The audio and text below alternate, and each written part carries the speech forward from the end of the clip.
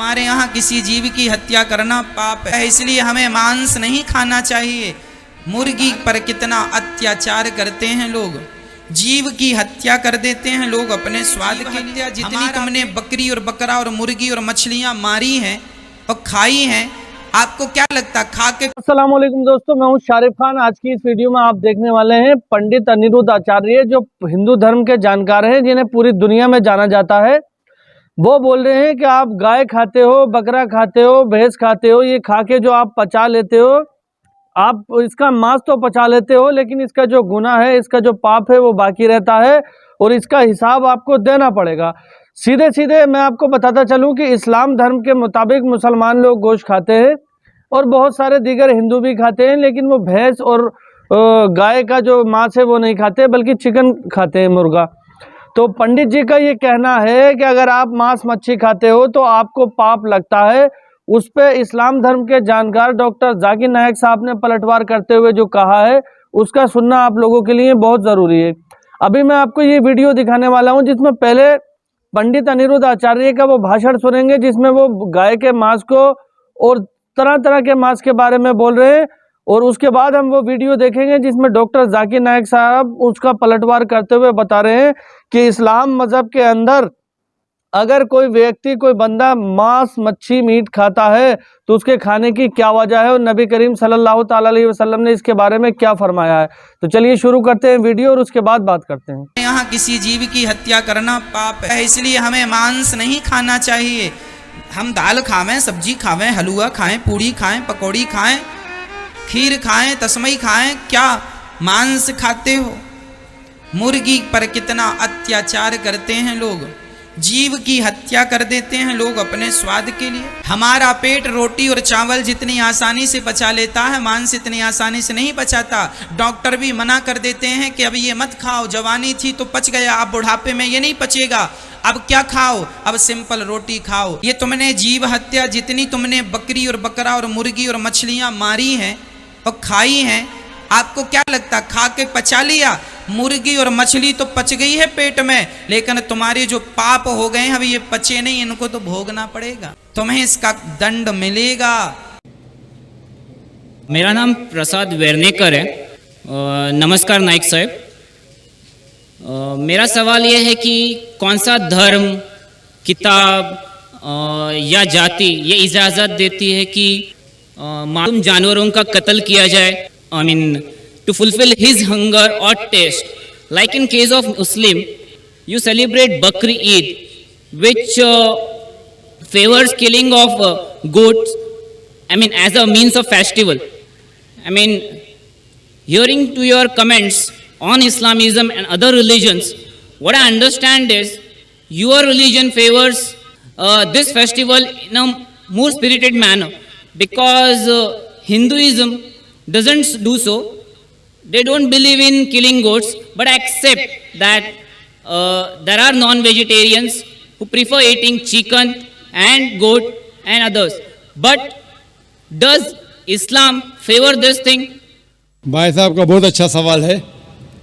भाई साहब ने पूछा है पहले कि कौन सा मज़हब है जो मासूम जानवरों को कत्ल करने की इजाज़त देता है। फिर उसने कहा कि इस्लाम में आप जानवर का कत्ल करते हैं, आप नॉनवेज खाते हैं, हिंदू धर्म में इसकी ममानियत है। आपका सवाल है कौन सा मज़हब। पहले मैं इस्लाम का जिक्र करूँगा, बाद में इंशाअल्लाह दिगर मज़हब का भी जिक्र करूँगा। जहाँ तक कि इस्लाम का सवाल है, एक मुसलमान बहुत अच्छा मुसलमान रह सकता है प्योर वेजिटेरियन बन के भी। इस्लाम में ज़रूरी नहीं है कि आपको नॉनवेज खाना चाहिए, फ़र्ज नहीं है। और आप जानते हैं कि ये हमारा दूसरा कॉन्फ्रेंस है इस बड़े मैदान में, सुमैया ग्राउंड में। लास्ट ईयर ये सुमैया ट्रस्ट है, माशाल्लाह बहुत अच्छे लोग हैं। एक हफ़्ता पहले कॉन्फ्रेंस के पहले कहा कि हम नॉनवेज में नहीं मानते, आप नॉनवेज इस मैदान पे सर्व नहीं कर सकते। हमने कहा कि हम 9 महीने पहले बुक कर चुके हैं, एक हफ्ते पहले आप बोलते ऑलरेडी स्टॉल दे चुके, ये नामुमकिन है। तो उनने अल्हम्दुलिल्लाह सुम्मा अल्हम्दुलिल्लाह हमारी बात रखी और लास्ट ईयर हमें नॉनवेज खाने की इजाज़त दी। इस साल जब हमने बुक की पहले शर्त लगाई कि इस मैदान में नॉनवेज सर्व नहीं होगा। हमने कहा ये आपका ख्याल है, हम आपके ख्याल की इज्जत करते हैं, क्योंकि इस्लाम में नॉनवेज खाना फ़र्ज नहीं है। इसीलिए आप देखेंगे फूड कोर्ट में भी नॉनवेज सर्व नहीं कर रहे। हमारे जो मुकर्रिरीन हैं, इस्लाम के विद्वान हैं, उनको भी हमने कहा, हमने माजरत चाही कि इस ग्राउंड पे हम आपको नॉनवेज नहीं सर्व करेंगे, क्योंकि ये मुसलमान की ज़बान है। हम जब ज़बान देते हैं उसका पालन करते हैं। आपका सवाल, जैसे मैंने कहा कि मुसलमान को नॉनवेज खाना फ़र्ज नहीं है, लेकिन क्योंकि अल्लाह सुब्हानहू व तआला ने हमें इजाज़त दी है, कुरान मजीद में लिखा है सूरह माइदा सूरा नंबर 5 आयत नंबर 1 में कि वो जानवर जो आपके लिए हलाल है, 4 पाँव के, जो आपके लिए हलाल है, उसको आप खा सकते हैं। लिखा है सूरह नहल में सूरा नंबर 16 आयत नंबर 5 में भी कि वो जानवर जो आपके लिए हलाल है उसका गोश्त आप खा सकते हैं। ये लिखा है सूरह मोमिनून में सूरा नंबर 23 आयत नंबर 18 में भी। कई जगह लिखा है कि आप हलाल जानवर का गोश्त खा सकते हैं। जब कुरान मजीद में हमारे खालिक, हमारा रब, हमारा अल्लाह सुब्हानहू व तआला परमिशन देता है तो हम क्यों ना खाएं। आज की साइंस ये कहती है कि वेजिटेबल्स में टोटल प्रोटीन नहीं है। हमारा जो जिस्म है, इंसानी जिस्म, इसके अंदर 8 अमाइनो एसिड्स नहीं बनते। 8 अमाइनो एसिड्स बाहर के फूड, बाहर के खाने में आना ज़रूरी है। कोई भी वेजिटेबल दुनिया में नहीं है जिसमें सारे 8 अमाइनो एसिड मौजूद है। लेकिन नॉनवेज फूड में अल्हम्दुलिल्लाह सुम्मा अल्हम्दुलिल्लाह कई नॉनवेज फूड में सारे अमाइनो एसिड जो जिस्म नहीं पैदा करता है, इसे कहते हैं इसेंशियल अमाइनो एसिड मौजूद है। इसे कहते हैं टोटल प्रोटीन। आज की साइंस ये कहती है कि non veg food is nutritious, it is full of protein. और हम जब तहकीक करते हैं तो हमें पता चलता है कि जब हम हर्बिवोरस एनिमल को देखते हैं, गाय, भेड़, बकरी, ये सिर्फ वेजिटेबल्स खाते हैं, सिर्फ घास फूस खाते हैं। जब इनकी दांत को हम देखते हैं, इनके दांत दे आर फ्लैट टीथ, इनके चपटे दांत है। ये सिर्फ भाजी खा सकते, गोश्त खा ही नहीं सकते। जब हम मांसाहारी जानवर को देखते हैं, शेर बब्बर, चीता, हम देखते हैं इनके दांत को जब देखते हैं, इनके दांत नोकीले है, कैनाइन टीथ। ये सिर्फ गोश्त खा सकते, भाजी पाला नहीं खा सकते।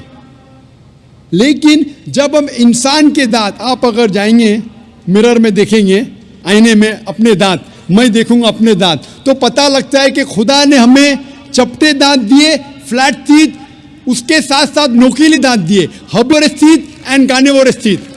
अगर ईश्वर चाहता था कि सिर्फ मैं भाजी पाला खाऊं, तो ये नोकीली दांत क्यों दिए?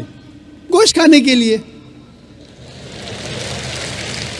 आज की साइंस कहती है डाइजेस्टिव सिस्टम जो है, जो शाकाहारी जानवर के डाइजेस्टिव सिस्टम है, वो सिर्फ वेजिटेबल्स डाइजेस्ट कर सकते हैं, भाजी पाला, गोश्त को डाइजेस्ट नहीं कर सकते। लेकिन जो कार्निवोरस एनिमल्स है, कार्निवोरस जानवर है, लायन, टाइगर, लेपर्ड, वो सिर्फ गोश्त को डाइजेस्ट कर सकते, भाजी पाला डाइजेस्ट नहीं कर सकते। इंसान का डाइजेस्टिव सिस्टम है, इसमें स्मॉल इंटेस्टाइन है, इसमें लार्ज इंटेस्टाइन है।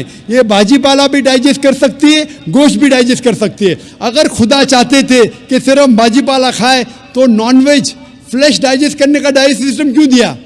क्योंकि हम फ्लैश खा सके, गोश्त खा सके। बहुत से गैर मुसलमानों को ये गलत फहमी है कि उनके मज़हब में गोश्त खाना हराम है, और कई हिंदू समझते हैं कि उनके मज़हब में लिखा है कि गोश्त खाना हराम है। और आपने कहा कि हमारे धर्म में गोश्त खाना हराम है। भाई साहब, आपको आपके धर्म का इल्म कम है, इसीलिए मैं कहता हूं कि हिंदुइज्म जानने के लिए हिंदू की तरफ मत देखिए, हिंदू ग्रंथ का मुताला कीजिए। जब आप हिंदू ग्रंथ का मुताला करते हैं, लिखा है मनुस्मृति में चैप्टर नंबर 5 श्लोक नंबर 30 में, उसमें लिखा है कि ईश्वर ने कुछ जानवर बनाए खाने के लिए और कुछ जानवर को खा जाने के लिए। God has created some animals to eat and some to be eaten. अगर आप उस जानवर को खाते हैं जिन जानवर को खुदा ने बनाया है खा जाने के लिए, तो आप गुनाह नहीं कर रहे। If you are eating the animals who God has created to be eaten, you are not doing a sin. आगे जब पढ़ते हैं, लिखा है मनुस्मृति में चैप्टर नंबर 5 में, अध्याय नंबर 5 में, मंत्र नंबर 40 में, कि खुदा ने कुछ जानवर बनाए हैं कुर्बानी के लिए। अगर आप कुर्बानी में जानवर का कत्ल करते हैं तो आप गुनाह। तो उम्मीद करता हूं दोस्तों आपको ये वीडियो पसंद आई होगी। अगर ये वीडियो आपको पसंद आई हो तो मेरे चैनल को सब्सक्राइब करके बेल आइकन पर ऑल का बटन सेलेक्ट कर लें। इंशाअल्लाह ताला फिर मिलेंगे इसी तरह की एक नई वीडियो के साथ। दुआओं में याद रखना, पंडित अनिरुद्ध आचार्य और बागेश्वर धाम जैसे धीरेन्द्र शास्त्री, ऐसे पंडित बहुत अजीब अजीब तरह की अलग अलग बातें कर रहे हैं आजकल। मैंने बहुत सारी वीडियोस इन लोगों की आपको दिखाई है। हर एक वीडियो में एक ही सवाल पर दोनों लोग अलग अलग आंसर देते हैं, जैसे कि मैंने प्याज के ऊपर आपको दिखाया था, और बहुत सारी चीज़ें हैं जिनके ऊपर काफ़ी वीडियोस में दिखा चुका हूं इन लोगों की। समझना यह है कि इन दोनों में से सही बात कौन बताता है। क्या दोनों सही बताते हैं, क्या दोनों गलत बताते हैं, या एक सही या एक गलत बताता है। और उसके बाद इस्लाम धर्म के जानकार डॉक्टर जाकिर नायक साहब जिसका क्लेरिफिकेशन देते हैं, उससे आप क्या समझते हैं। तो इंशाल्लाह फिर मिलूंगा इसी तरह की एक नई वीडियो के साथ। तब तक दुआओं में याद रखना। खुदा हाफिज। जो मेरा भाई चैनल पर पहली बार आया है, वीडियो को लाइक करके सब्सक्राइब किए बिना मत जाना। अल्लाह हाफिज।